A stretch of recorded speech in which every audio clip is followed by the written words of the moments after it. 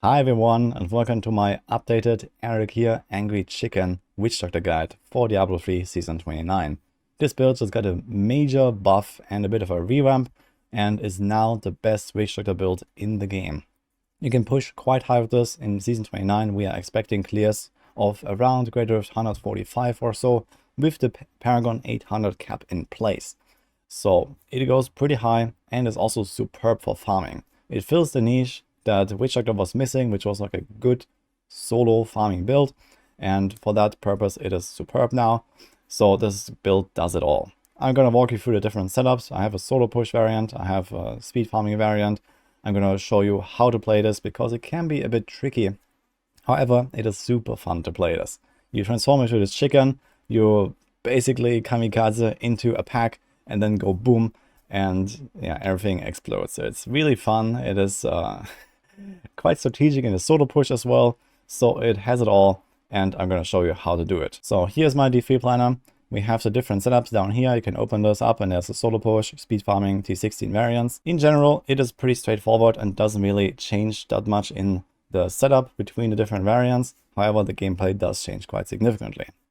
So the main way this works is that you have the Manajuma set that gives you extra buffs for your Angry Chicken. So when you use the Hex Angry Chicken skill, you transform into this chicken, and when you have this set together, then you also shoot out extra, like basically heat-seeking missiles of chickens that try to explode on other enemies, and then you can also press your Angry Chicken again while you are transformed to do a bigger explosion yourself. This explosion is buffed by how many chickens you have exploded while you were transformed, especially through the Clock Eye bow. This was changed to be the chicken bow now that you put into the cube together with the set. So it gives you increased damage, and then every Angry Chicken that spawns while you are transformed increases the final explosion damage even further. And you can also transform your pets, for example your fetishes or zombie dogs, into extra chickens that also explode and give you more of those stacks.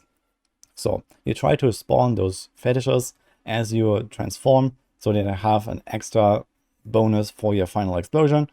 And like this, you can do devastating AoE damage. In speed farming, you also reset it quite fast so that you have the Grave Injustice passive, where you just go from pack to pack and you just explode all the time, so you don't really care that much. However, in a solo push, you have to play this more strategic. You try to stack up all of the damage multipliers like Ring of Emptiness, like the Convention of Elements, and then as many of those stacks here on the buff bar. As you can see here, there's like this little chicken icon when I'm transformed. This increases the final explosion damage based on how many chickens have exploded while you're transformed. And like that, you can do some pretty significant chunks of damage here. But you have to know that one big downside of this build is the single target damage. So boss fights, at least on the higher tiers, like 135, 140 plus or so, they will last some minutes. You probably need a power pylon, so it does get a bit fishy there. However, in general, if you're just like farming this build, you're not going to have any trouble with this. The rest of the setup is fairly straightforward. So we have the Eric here set that gives you a major damage buff for your Angry Chicken. So that's the main set here. There's nothing really that special to do about it. You have this spider queen that runs around with you. You can see this little like transparent spider. It produces these webs. If you walk over those webs, you get a damage reduction buff. So you want to ensure that you do that once every 4 seconds because it lasts for 4 seconds. However, this usually just happens naturally anyway. And then you have this unconditional damage buff here on the 6-piece bonus. So this is really powerful. You have the Guardian set, at least in Season 29, with the Paragon cap at 800. This is superb. Gives you tons of extra damage, tons of extra vitality, so extra life. And we combine this with an Aquila chest and the Dakumba, so we have even more damage reduction here from the cube items, the Ring of Holy Grandeur to combine the sets, and then Ring of Emptiness, Convention of Elements, and Squirt's Necklace. Squirt's Necklace in a solo push is not really going to be up very much. However, for example, on the Rift Guardian, that is a major problem in this build. This helps you to just deal more damage. So, for example, you can try to like fly around the boss and not get hit. And on most bosses, that will be possible to get at least some squirt stacks up. And in a solo farming scenario, it also looks very similar. We mostly just replace some of the legendary gems. So previously we had the Enforcer and the Bane of the Stricken here. And the Bane of the Trapped, of course, that basically every build has. And here we put Powerful and Molten Wildebeest.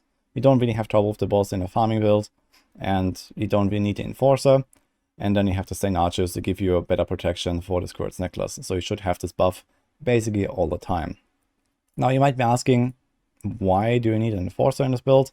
And the reason for that is we have the Fetish Sycophants. So as I described, you transform your pets into extra chickens that increase the damage done of the final explosion. And the final explosion is what really does most of the damage here. So you try to buff it as much as possible. However, those fetishes just die without Enforcer. So in a high GR push, they have no chance of living if you don't have Enforcer. That gives a 90% damage reduction. Like this, you can spawn them by casting your different skills, and then you can actually transform them into chickens and get a bigger buff. So this is the main reason why Enforcer is here. However, there is an upside to this. You can actually run your follower without an immortality relic. So for example, here you can go with a Templar. If you gear him up pretty well, he will survive with the Enforcer 90% damage reduction that applies to the follower. And like this, you can get much more frequent heals from a Templar, for example. So that is a pretty nice added bonus here. Now for the remaining skills on your bar, we have the Locust Swarm Pestilence. This is important to buff your damage with Ring of Emptiness. Usually before you transform into a chicken, at least on a higher tier, you want to apply this buff with just one cast of your Locust Swarm. This stays up permanently with Creeping Death so that you can actually stay in chicken form for a long time and you don't lose your buff. And then we also have Soul Harvest Languish. This gives you tons of extra damage reduction, especially with Lakumba. We have the Haunt Poison Spirit. This is optional, I would say. You can also put something like Horrify there, or Voodoo, or Spirit Walk. However, in a solo push, this is nice to give you extra damage against elite sometimes. You can just like cast a few of those haunts. They will also last forever, give you 20% multiplicative extra damage. So this speeds up the boss fight in particular. You don't really want to like spam haunt on every single target with this, but you know, some of the priority targets, the elites, before you transform into a chicken, this can be pretty useful. And then we have the Spirit Barrage Manitou. So this is a bit similar to applying your other buffs. You want to do this like once every COE cycle. It lasts 20 seconds. So you just need to cast it once and it will be up basically all the time, every time before you go into the chicken form. And the main reason to include this skill is to get some of the Fetish Sycophant procs, and you also get Stricken stacks, because you don't really stack Stricken otherwise while in chicken form. You just run around as a chicken. It doesn't trigger the Bane of the Stricken, and you really need that on the higher tiers to actually defeat the Rift Guardian. And Spirit Barrage Manitou just continuously shoots at the boss, so try to stay in range, and you get your Stricken stacks, and you deal more and more damage over time, because otherwise you can't really stack it. And here, lastly, we have the Wall of Death, Wall of Zombies, or you can also play this with Paranado, which is a bit of an easier version. However, on the highest end, we're going to see Wall of Death being used more, I think. It allows you to push enemies through the rift, so you can make some large pulls here. In this footage here, I have the Paranado. However, it is pretty much the same thing. You just need to learn a bit about the positioning and how it works, so it can be a bit tricky to use Wall of Death. However, if you have played Witch Doctor before and you've tried Wall of Death, it shouldn't be such a big deal. And this is how you can just like push enemies forward through the rift, make a large pull, stack them up for the area damage, and then you jump in and go boom. Here, for example, in the solo speed version, I have the Paranado. Here, I wouldn't really go for the Wall of Death. So this is mostly a pushing thing for like the really big open maps with large density. You can make larger pulls with the Wall of Death. However, Paranado works just fine, and especially for farming, I would suggest this one. And other than that, the setups don't really change very much. So I mentioned the legendary gems change, and yeah, a few tweaks here with the passives and the skills. In particular, in farming, Gruesome Feast is a very powerful passive, because you continuously spawn health globes from defeated elites, for example, and then you get this massive int multiplier here. You have the Grave Injustice for the cooldown reduction, so you can go into chicken form much more often. And depending on which tier exactly you're trying to farm, for example in Season 29, GR90 is where it's at. You don't really need to apply your Ring of Emptiness necessarily on everything. You can just like fly around as a chicken, go boom, go into the next pack, reset your cooldown with the Grave Injustice, and it's gonna feel pretty smooth. The main difference also on your gear with solo pushing and solo farming is, in solo push, you don't actually need cooldown reduction. In fact, I don't even have a diamond in the helm, as you can see. You just don't really care about cooldown, because you just need to go into a chicken form once every 16 seconds, and then in between apply your other buffs once. That's basically it.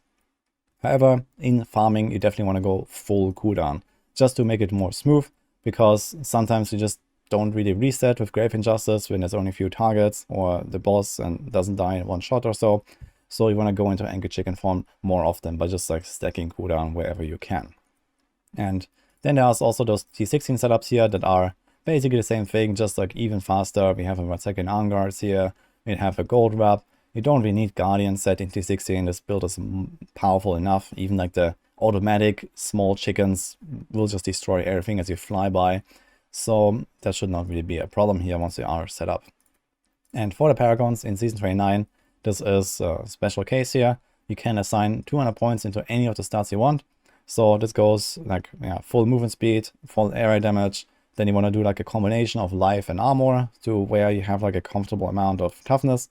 And then the rest goes into the crit here in the solo push. And in farming, I would suggest the cooldown just to make it more smooth. However, if you want to go to higher farming tiers, you can also go for the crit here. Attack speed is completely useless. And that's also about it for how the Angry Chicken Witch Doctor works. So I hope you're gonna have a good time with the Witch Doctor in Season 29. I'm definitely gonna try this out myself as well. Maybe gonna try to do like some high-end push. Let's see. And I wish you good luck in Season 29. Hope you liked this video and see you guys next time.